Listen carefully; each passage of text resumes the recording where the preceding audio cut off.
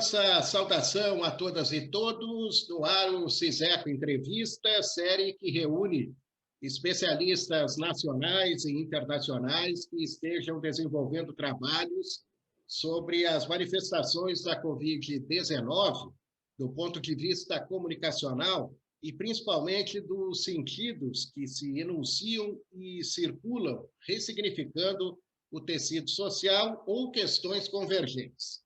A entrevista de hoje é com Daniel Arruda Coronel, bacharel em administração pela Unicinos e em economia pela Universidade Federal de Santa Maria. É doutor em economia aplicada pela Universidade Federal de Viçosa, também é professor do Departamento de Economia e Relações Internacionais, com atuação nos programas de pós-graduação em gestão de organizações públicas, de agronegócios e de economia e desenvolvimento da UFSM. Também é um dos coordenadores do projeto Observatório Socioeconômico da Covid-19. O tema da conversa envolve os efeitos da pandemia no futuro do Mercosul. Olá, professor Daniel, e grato por aceitar o nosso convite.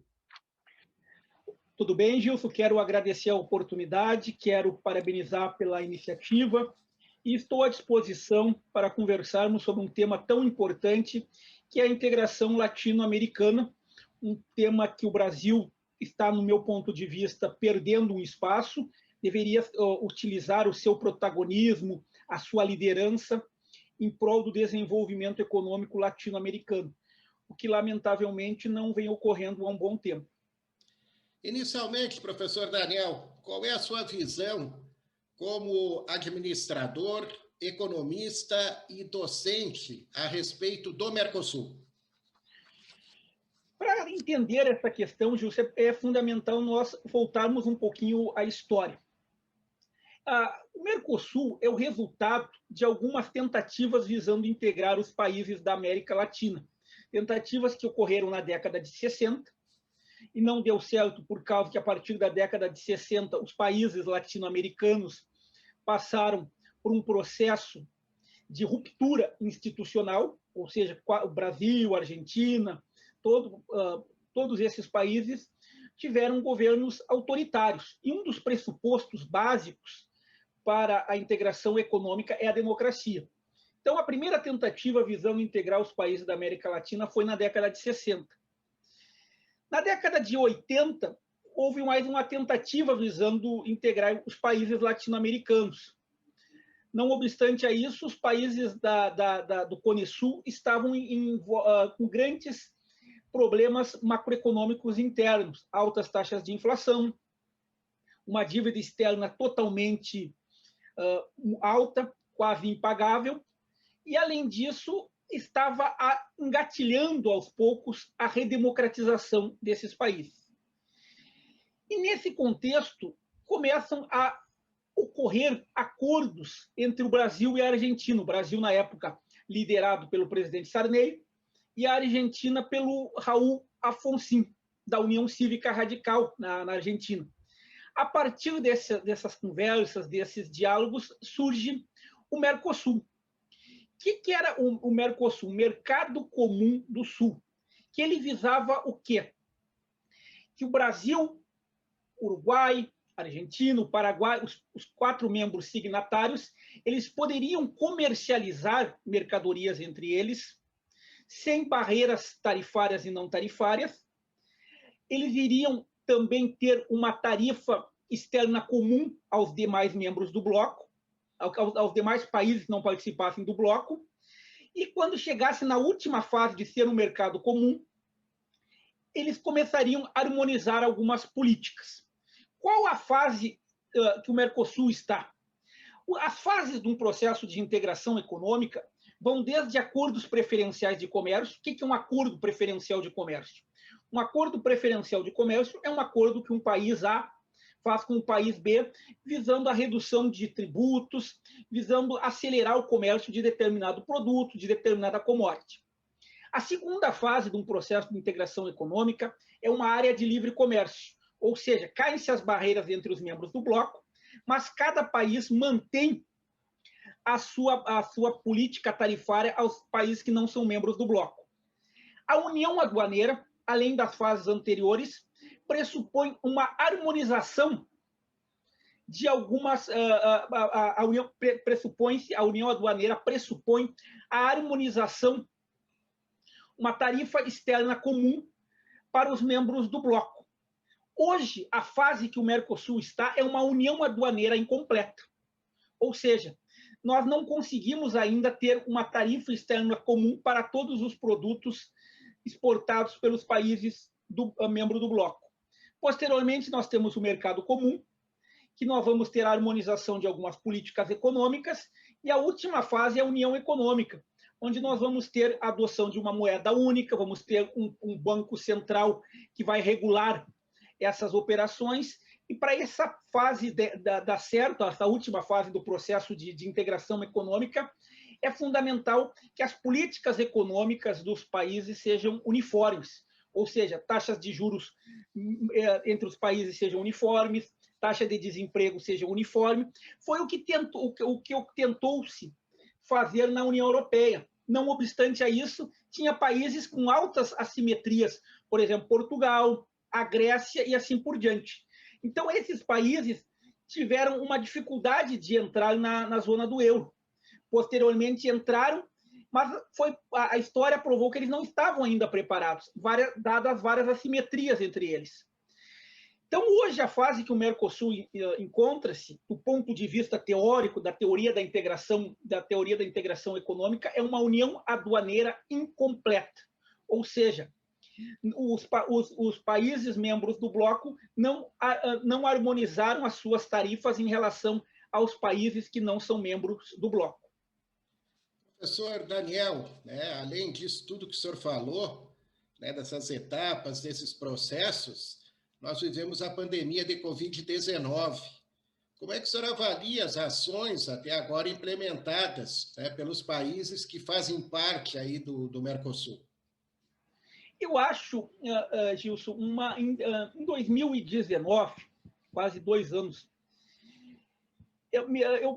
alguns jornalistas, alguns meios de comunicação me fizeram algumas entrevistas quando o professor Alberto Kirchner assumiu a presidência da Argentina. O que eu como economista, como é que eu imaginava, vislumbrava o governo dele?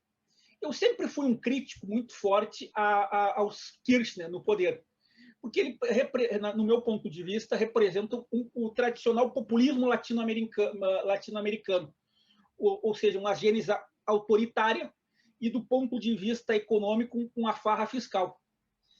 Mas o Alberto Fernandes, ele foi chefe de gabinete do Néstor Kirchner, foi assessor, rompeu com a Cristina, e tinha, desde o começo que ele assumiu a presidência da Argentina, mostrou que era um cenário difícil que ele iria enfrentar, mas que ele iria tentar utilizar os mecanismos que o Estado tem para promover o crescimento e, posteriormente, o desenvolvimento econômico. Foi o que ele tentou fazer desde o começo, ou seja, cuidar da população, fazer o lockdown em alguns momentos certos e unir a população. Ele pegou um país fragmentado politicamente, vamos se lembrar que ele disputou a eleição com um representante, digamos assim, das políticas liberais, que era o senhor Maurício Macri, dividiu o país, mas no início da pandemia ele uniu o país tendo um discurso sólido e coerente. A Argentina utilizou meios importantes para preservar o nível do emprego e da renda e conseguiu, no meu ponto de vista, fazer uma política séria de responsabilidade. A Argentina, diga-se de passagem, já tem planos bem definidos para vacinação, é importante nós destacarmos isso. E isso não é uma questão de ideologia, é questão de boa gestão. Vamos pegar um vizinho aqui do nosso lado, o Uruguai, tem um governo também, um governo de cunho mais liberal, mas também, diga-se de passagem, agiu muito bem nessa pandemia, com responsabilidade macroeconômica e respeitando as diretrizes da ciência, não sendo negacionista, e o resultado são que esses países estão conseguindo. Claro que tem um custo fiscal, mas isso, a boa parte dos países estão tendo um custo fiscal, mas pelo menos esses países têm diretrizes para vencer a crise, coisas que o Brasil ainda precisa aperfeiçoar, precisa ter definir melhor alguns patamares para enfrentar essa crise. A problemática da pandemia, ela pode desencadear políticas hostis entre os países membros, considerando os perfis políticos dos diferentes governos latino-americanos? Essa é uma questão interessante. Quando a gente discute a teoria da integração econômica, e eu até trouxe, quando me falou que esse era o tema da nossa conversa, eu até separei aqui para mostrar 2 livros que eu acho importantes sobre esse tema. Por favor. Um é do professor Renato Bauman, Integração Regional, Teoria e Experiência Latino-Americana, publicado pelo Grupo GEM. Quem quiser, é um livro relativamente simples, fácil, está em língua portuguesa. E também nós temos aqui um livro mais robusto, de quase 400 páginas, Teoria Econômica da Integração Internacional, do Peter Robson, que é um livro, é um autor português, que faz uma análise hermenêutica, filosófica, sobre os custos, sobre os benefícios da integração econômica. Quem quiser alguma coisa ainda mais aprofundada, tem o clássico, o artigo clássico, está disponível na rede, o artigo do Wiener, mostrando os custos do processo de integração econômica. Todo o processo de integração econômica é um processo moroso, porque envolve rivalidades políticas, envolve uma série de vaidades. Por exemplo, a União Europeia, para consolidar-se nessa estrutura importante que nós temos hoje, foi quase meio século. Ou seja, no final da Segunda Guerra Mundial, os países estavam convencidos que a União Europeia, para não ocorrer mais embates como ocorreu na Primeira e Segunda Guerras Mundiais, teriam que pensar o desenvolvimento de forma harmônica, de forma conjunta. E foi isso que foi feito. Esse processo foi lento, superando feridas, superando vicissitudes, falhas e assim por diante. Nós temos aqui na região, na história platina, tem vários autores importantes que estudam isso aí, Sandra Jataí Pesavento, Helga Piccola, importantes historiadoras,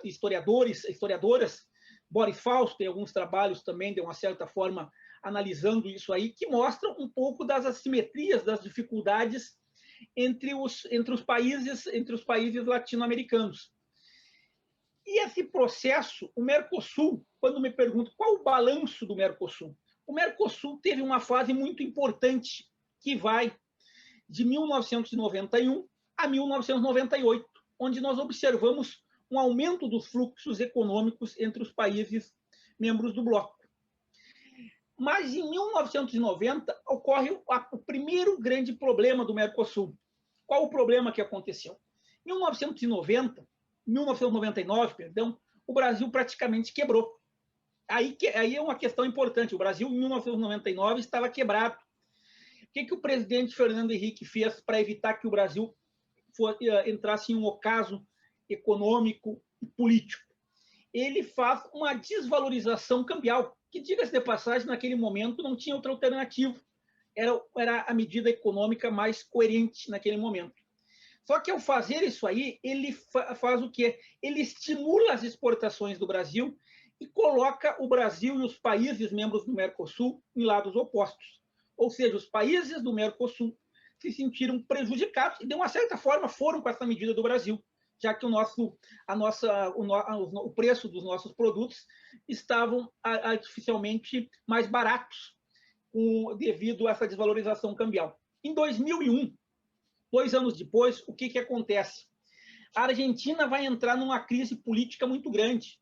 Vamos lembrar, em 2001, a Argentina foi o ano que o de la Rúa, Fernando de la Rúa, que foi faleceu recentemente, foi um importante líder da Argentina, que liderou um processo de mudança na Argentina, mas utilizou políticas totalmente equivocadas e acabou renunciando. Em 2001, a Argentina teve 2 ou 3 presidentes e foi um verdadeiro caos. O que a Argentina começa a fazer? Ela levanta barreiras econômicas, principalmente aos produtos da linha branca, coisa que vai em oposição ao tratado balizar do Mercosul. Então, nós vamos ver o que nesse contexto? 2 problemas estruturais que levaram a rupturas entre os países membros do bloco.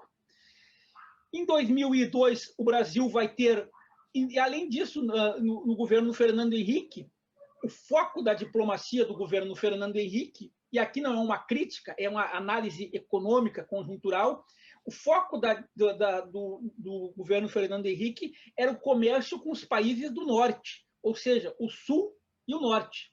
Em 2003, o Lula é eleito presidente da República e ele tenta fortalecer o Mercosul. Mas ele fortaleceu o Mercosul, mas a Argentina estava com vários problemas estruturais, vários problemas internos, e esse processo de integração não foi a fundo, não conseguiu avançar. Daí, ainda em 2006, não me lembro precisamente a data, tem um fato que, no meu ponto de vista, foi um erro dos países do Mercosul aceitar a Venezuela como um país membro do bloco. Por quê? Porque traz para o bloco toda uma antipatia, todo um resquício das políticas econômicas equivocadas que a Venezuela tinha, traz isso para o bloco. Então, hoje, como é que está o Mercosul? O Mercosul ele está numa situação onde ele tem um potencial de avançar mais, ou seja, dado a importância das relações econômicas entre o Brasil e a Argentina, tem um potencial de ser aperfeiçoado, de estreitar essas relações, mas ainda precisa resolver algumas coisas, algumas questões políticas, algumas questões macroeconômicas entre os países membros do bloco. Ou seja, nós não podemos, no âmbito da diplomacia internacional, os interesses políticos não devem sobressair aos interesses econômicos. Eu sou professor de economia internacional da pós-graduação, e eu sempre dou um exemplo do que o líder político ele pode ter as opções políticas dele, mas ele deve sempre pensar nos interesses do Brasil, do seu país, do país que ele é o chefe do Estado. No caso do Brasil, eu sempre dou um exemplo do Vargas. O Vargas é um personagem que eu acho fantástico. Ele foi líder de um governo revolucionário, cumpriu uma Constituição, depois foi um ditador e depois foi eleito democraticamente, volta nos braços do povo. O que o Vargas fez na década de 40? O Vargas era um governo autoritário, um populismo autoritário, populismo no sentido político. E o que o Vargas fez na Segunda Guerra Mundial? Todos esperavam que o Vargas apoiasse o eixo, liderado pelo Japão, Itália e Alemanha. Mas o Vargas apoia os aliados. O Vargas vai apoiar, naquele momento, os Estados Unidos, a Inglaterra e a União Soviética. Por que ele faz isso? Por bondade? Por altruísmo? Claro que não. O Vargas apoia, naquele momento, porque ele conseguiu, através do apoio dele, apoio para o processo de industrialização, ou seja, para a construção da usina de Volta Redonda e da Vale do Rio Doce. E o Perón, o que o Perón fez? O Perón deixou os seus interesses políticos falarem mais alto e apoiou o eixo. Então, o que eu quero dizer com isso aí?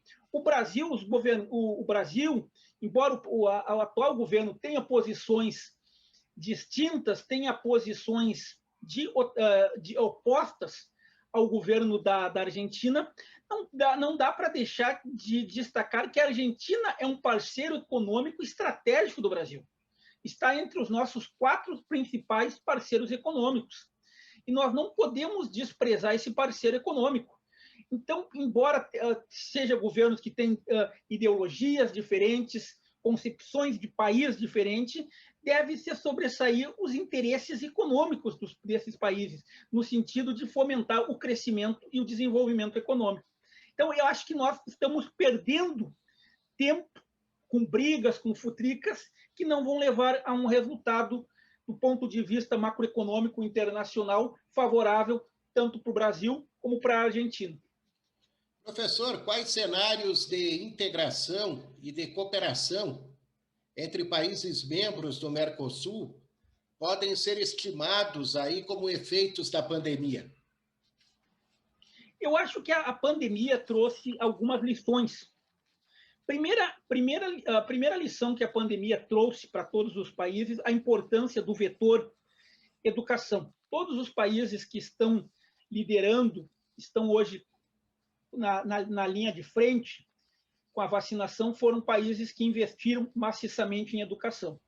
Então, para os países latino-americanos, para os países membros do Mercosul pensarem o seu catch-up, é fundamental investimentos em capital humano. Essa é a primeira lição que eu vejo da crise.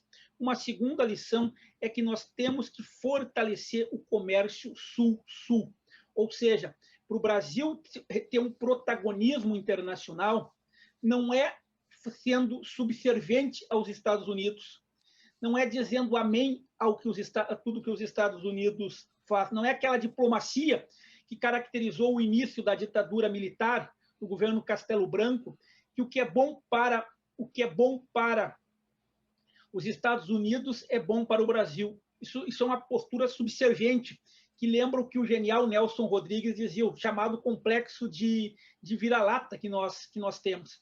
Então, nós temos um espaço a trabalhar com acuidade, com seriedade, visando aperfeiçoar a integração econômica dos países latino-americanos. E quando eu falo dos países latino-americanos, eu sempre gosto de frisar a importância que o Brasil e a Argentina têm, pois são as duas maiores economias dos membros do Mercosul, são países que têm instituições consolidadas e podem e devem deixar as vaidades políticas, as preferências sectárias de lado e buscar uma integração econômica que pode trazer resultados para ambos os países. O Mercosul completa 30 anos, agora em 2021. Na última reunião da cúpula do Bloco Sul-Americano, ocorrida de forma virtual em dezembro, houve a ratificação da importância do acordo com a União Europeia e o desejo de uma futura adesão da Bolívia ao Mercado Comum do Sul. Como o senhor analisa essas possibilidades? Eu acho que é importante os países buscar outros países, os países membros do Mercosul, o grupo base, Brasil, Argentina, Uruguai, o Paraguai, buscar outros países latino-americanos que tenham a democracia como causa pétrea. Eu acho que isso é fundamental. Países que têm governos sérios, comprometidos com o sentido de nação. Então, acho que é um ponto importante.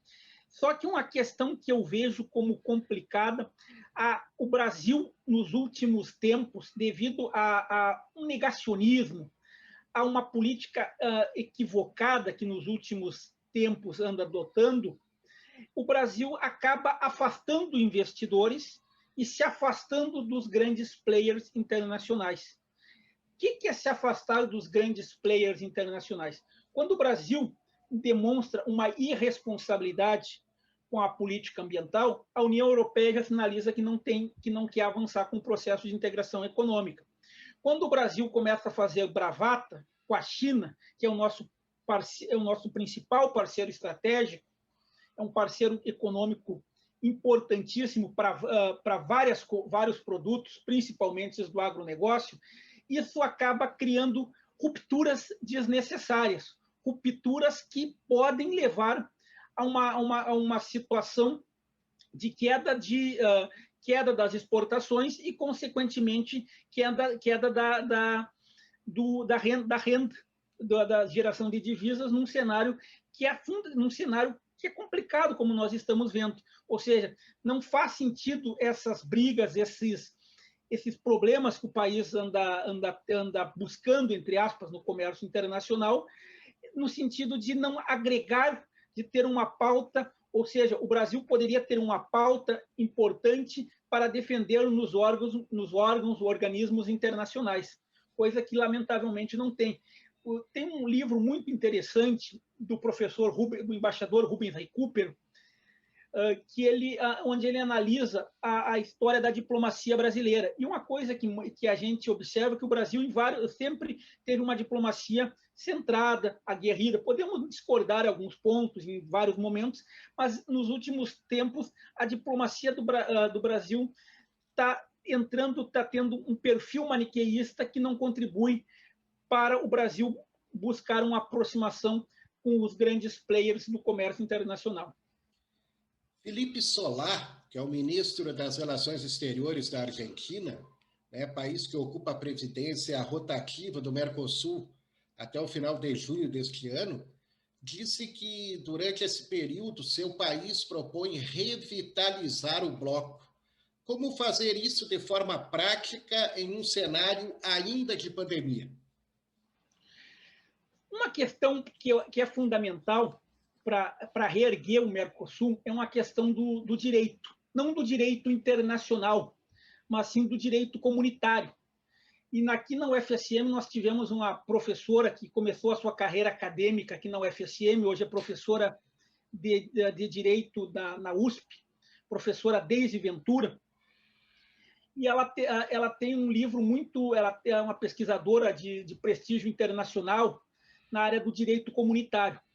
E uma questão nas referências, nas pesquisas dela, que ela mostra a questão da supranacionalidade, ou seja, a União Europeia, a estrutura da União Europeia é maior do que os Estados-nações, ou seja, tem organismos que gesticulam, que coordenam a estrutura da União Europeia. E no Mercosul, os acordos, a estrutura do Mercosul é muito no sentido intragovernamental, ou seja, entre os governantes do Mercosul. O Mercosul tem canais, tem uma estrutura, parlamento, mas com pouca eficácia. Então, uma questão para aperfeiçoar o Mercosul, revitalizar o Mercosul, fazer que de fato, a estrutura do Mercosul funcione. Que os países líderes, as duas maiores economias do Mercosul, Brasil e Argentina, façam valer sua liderança, no sentido de maior responsabilidade e no sentido de conduzir com acuidade e seriedade o processo de integração econômica. Ou seja, fortalecendo o Mercosul para aí sim ter um canal importante de uma maior penetração, de uma maior voz nos fóruns internacionais e, a partir disso, buscar acordos com a União Europeia, com os países asiáticos, buscar também parcerias com os Estados Unidos, e com todos os países que estiverem dispostos a avançar nas relações econômicas internacionais. Eu sou um pouco sectário dessa ideia de que nós temos que comercializar só com os países do Norte. Não, nós temos que comercializar, fazer acordos comerciais com todos os grandes players do comércio internacional, ou seja, diversificar a pauta exportadora, bem como diversificar a gama de países que nós temos relações econômicas internacionais. Professor Daniel, as negociações do acordo comercial entre o Mercosul e a União Europeia estão em compasso de espera. Para o representante do Bloco Europeu no Brasil, o embaixador Inácio Ibáñez, a culpa é da política ambiental do governo do presidente Bolsonaro. O senhor já deu um toque a respeito disso. O senhor concorda com a fala do embaixador Inácio Ibáñez ou discorda? Concordo em parte com ele e acrescentaria um ingrediente a mais. Eu acho que o Itamaraty, o Ministério das Relações Exteriores do Brasil, nos últimos tempos não tem uma postura, não tem um projeto claro de relações econômicas internacionais. Vou dar um exemplo disso. Nós podemos discordar, e eu discordo em N passos, acho que é um governo totalmente irresponsável, o governo do Trump, mas ele tem um projeto de poder. Ele sabe o que ele visualiza para os Estados Unidos. Quais são aqueles parceiros que eles querem. Ele faz uma crítica ao processo de globalização, que, no entendimento dele, prejudicou a economia americana e assim por diante. Nós sabemos o que é o projeto de poder, o projeto de relação econômica internacional que o Trump quer. Como também nós sabemos o projeto de relação internacional que agora o atual presidente toma posse daqui 2 semanas, o Biden quer. Só que eu pergunto, qual a política de relações exteriores do governo brasileiro? Aonde o governo brasileiro quer chegar? O Brasil quer o que no cenário internacional? Ele quer ser subserviente aos Estados Unidos? Ou ele quer ser um ator respeitado? Protagonista ele não vai ser, mas ele pode ser um ator respeitado pelas suas posições, pela sua liderança nos países latino-americanos, dentre outras questões. Então, isso é uma questão que nós temos que definir. O Itamaraty tem que definir aonde o Brasil quer chegar. O que o Brasil quer daqui para frente? Qual o caminho que ele quer seguir? Coisa que, no meu ponto de vista, o Itamaraty está muito acéfalo. O Itamaraty, através do Ministério das Relações Exteriores e o Ministério da Educação, sempre que me perguntam aonde eu vejo uma falha muito grande no governo brasileiro, eu sempre cito esses 2 pontos. Nós não temos uma política educacional clara, não é o Daniel que diz, importantes teóricos da educação que dizem isso, importantes órgãos como Andifes, como o Andes, levantam essa questão, e no âmbito das relações econômicas internacionais, o Itamaraty não tem definida uma postura, ou seja, nós não sabemos qual o projeto de relação econômica internacional que o Brasil quer para os próximos anos.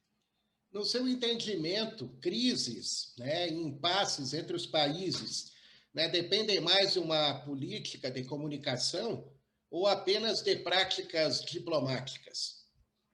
Eu acho que depende das 2 questões. Uma diplomacia forte, uma diplomacia aguerrida, que faça acordos econômicos, que busque parcerias, mas sempre preservando os interesses nacionais, e uma política clara, concisa, objetiva de comunicação, ou seja, no sentido de vender bem o país. Lamentavelmente, o Brasil não está tendo uma política de se vender bem no cenário internacional. Vou dar 2 exemplos. Todos os países, os grandes países, reconheceram de imediato a vitória do Biden.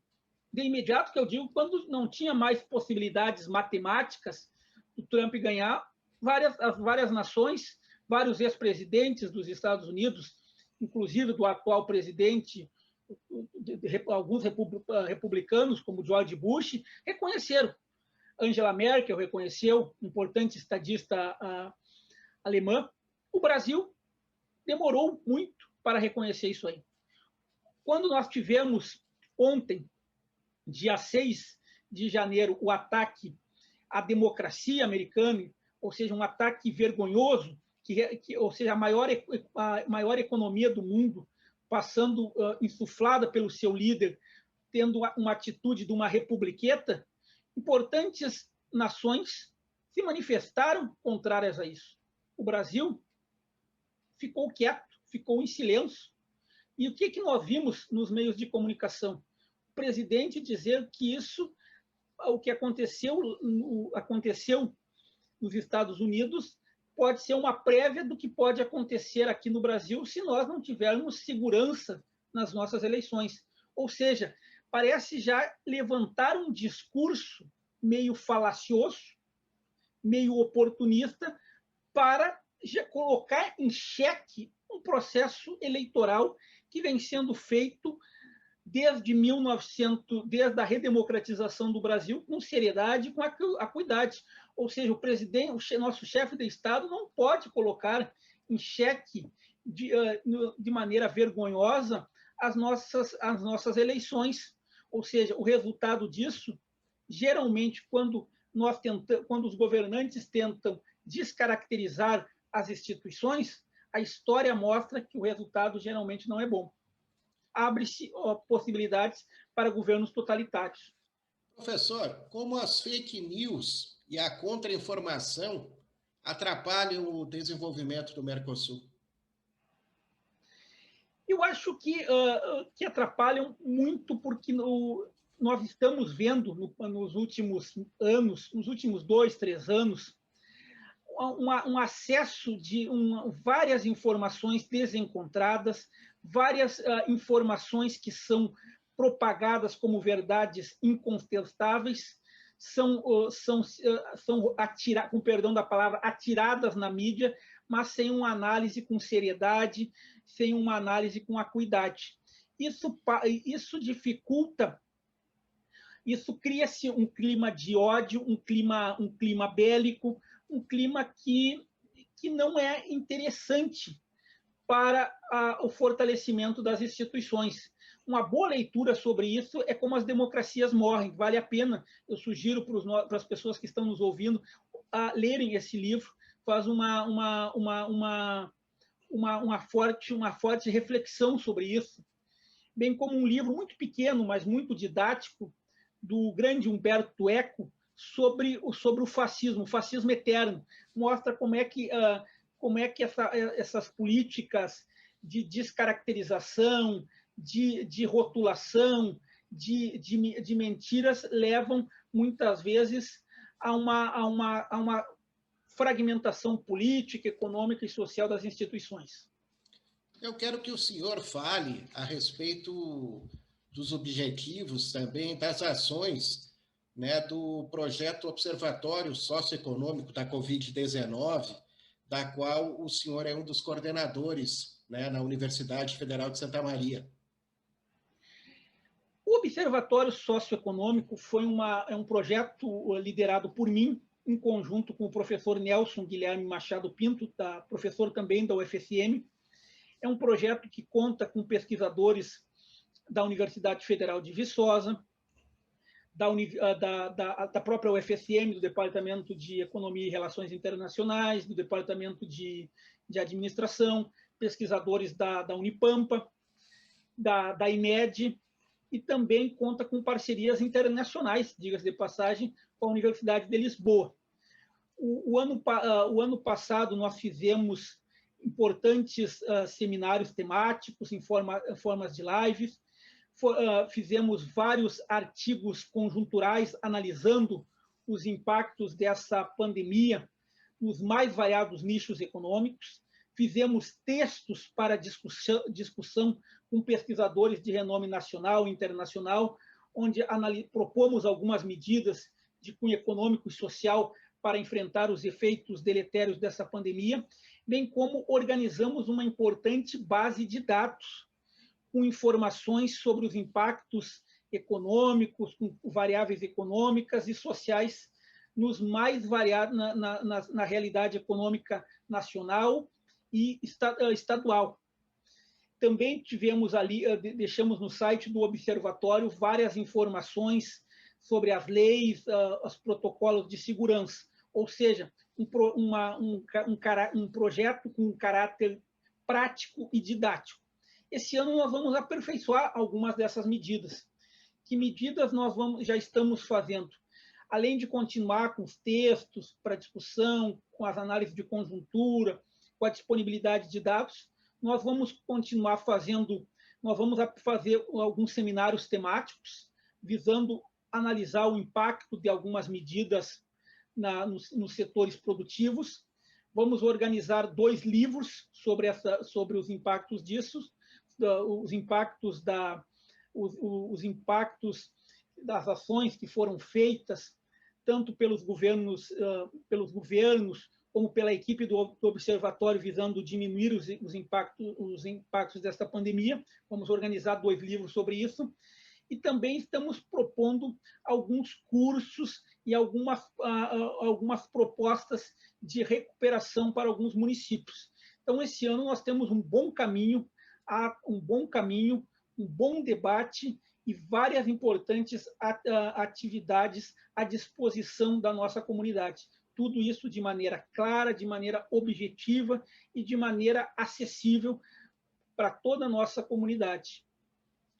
Professor, mais alguma questão a acrescentar a respeito do tema aí que nós abordamos?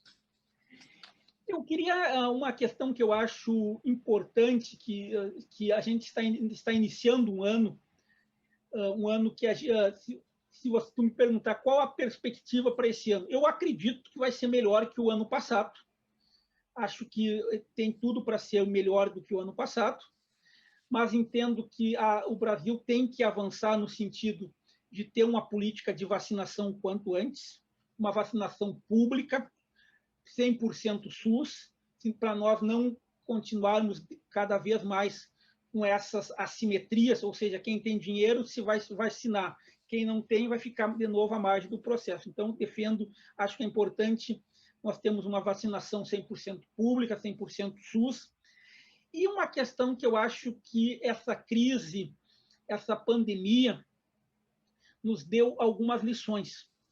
Em 1980, um dos grandes educadores, das minhas grandes referências intelectuais, o professor Darcy Ribeiro, disse o seguinte: se os nossos governantes não construírem escolas, em 20 anos vai faltar recursos para presídios. Ou seja, essa crise mostrou a importância da variável educação, da variável capital humano para o desenvolvimento. Ou seja, está mais na hora dos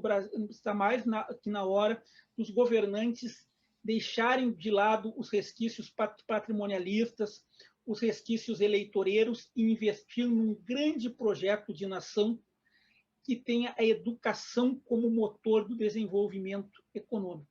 Desenvolvimento sem educação é a criação de riqueza para alguns privilegiados, como diria Leonel Brizola.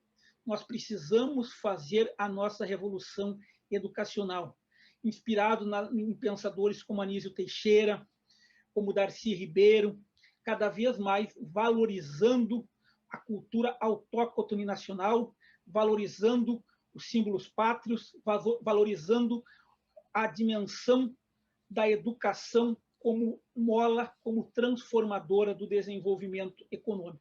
Se tivermos uma educação forte, teremos cidadãos mais conscientes, mais comprometidos com o país e cada vez mais dispostos a não aceitar o autoritarismo e o populismo raivoso como estandarte. É isso que nós precisamos. Educação de qualidade, educação que venha desde da creche e vá até a pós-graduação. Uma educação uniforme, uma educação transparente e uma educação pública. Ou seja, não podemos admitir que quem não tenha condições fique à margem desse processo. Doutor Daniel Arruda Coronel, administrador, economista, docente da Universidade Federal de Santa Maria.